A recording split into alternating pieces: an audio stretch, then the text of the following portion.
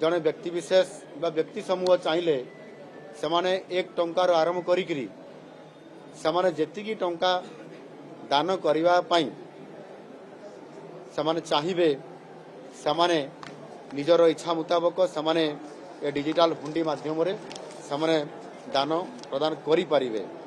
Corpus पांठी को दान करुवा भक्त माने निजर प्यान विवरणी तार प्रदान करी आयकर रिहाती ए संपूर्ण भाव में पाइपर एवं तार हकदार पारे।